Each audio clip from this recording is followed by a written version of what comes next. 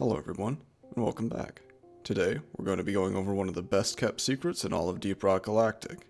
And when I say this, I don't mean the final resting place of Carl or the secret ingredient in a Glyphid Slammer. I'm actually talking about the hidden mechanics of the Hoverclock overclock for the Scout's M1000 rifle. Now, I'm willing to assume many of you got this overclock, looked at it, thought it was a cool concept, and tossed it by the wayside in favor of an overclock that provides an actual stat boost. Which is understandable considering hipster and its,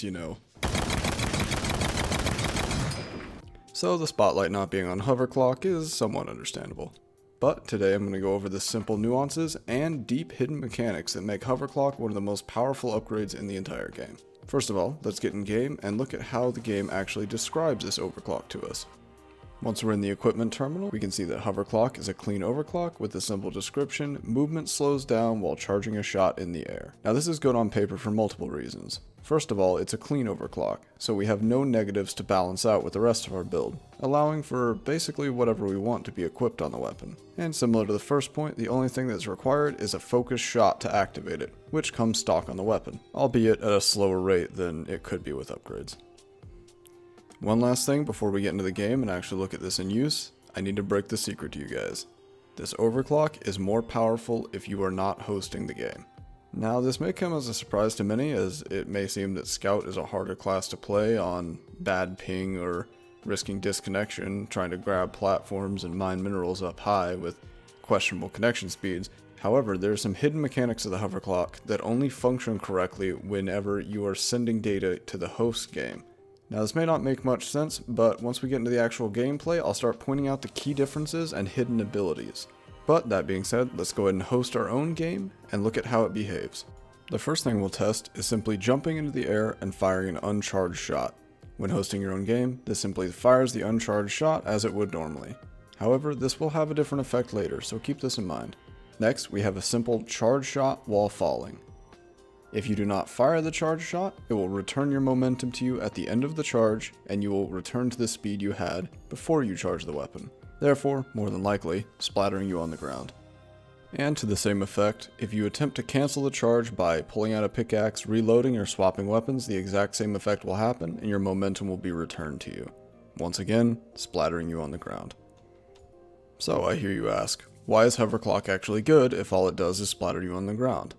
Well, if you time a charge perfectly so that you touch a surface while charging, you can actually cancel your momentum entirely. The window to perform this action is fairly lenient, as you do drift quite a ways while still charging a shot, as you can see from these clips. However, if you are too early, you will still find your momentum returning and yourself getting effectively 1 inch punched against the planet. Depending on the speed you're traveling at, this can require quite the precision. However, with a little bit of practice, you can save yourself effectively from any height of fall. And I do mean any height.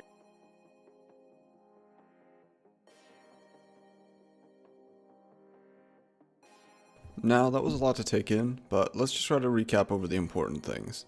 The only way to cancel our momentum was to touch the ground while charging a shot. Anything else would result in us dying. However, once we move over to someone else's game, we can see some unique quirks start to emerge. So let's go ahead and hop into a co-op game where we are not the host and see how things have changed. Immediately, we can take note that by canceling a charge shot by either reloading or pulling out a pickaxe, we can cancel all of our momentum and fall straight to the ground. However, some real oddities emerge whenever we start reloading to cancel a charge. If we're missing ammo, it will perform the reload and then return our momentum to us.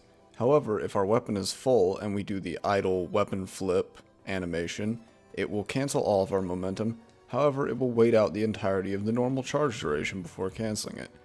And lastly, we can swap weapons to cancel a charge. This behaves exactly the same as pulling out your pickaxe to cancel the charge, in that it just simply releases you immediately and cancels all of your momentum. Now here's a few more examples of this working at extreme heights. As stated before, this works at any height. However, as opposed to being host, it's much easier to execute whenever you can charge whenever you want and cancel it with a pickaxe to take minimal fall damage, due to the fact that you essentially fall from whatever height you stop charging at, which if you try even decently hard will be no more than a few feet off the ground.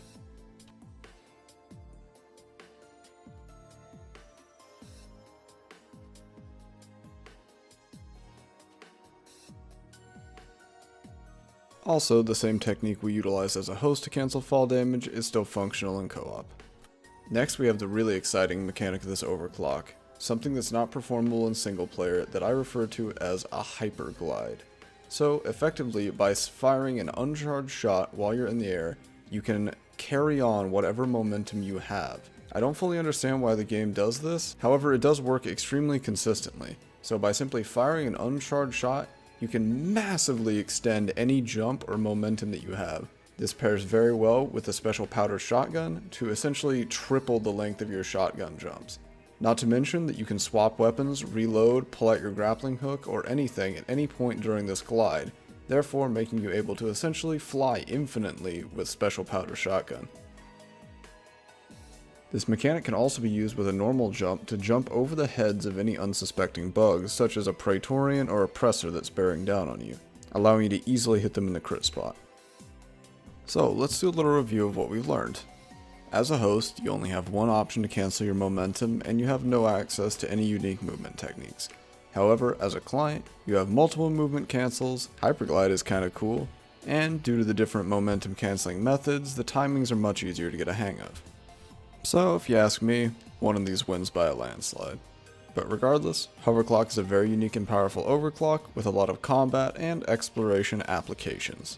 But that about wraps things up for today. If you'd like to see more Deep Rock Galactic content, please consider subscribing to my YouTube channel, and if you learned something new from this video, please leave me a like, it helps me out a lot.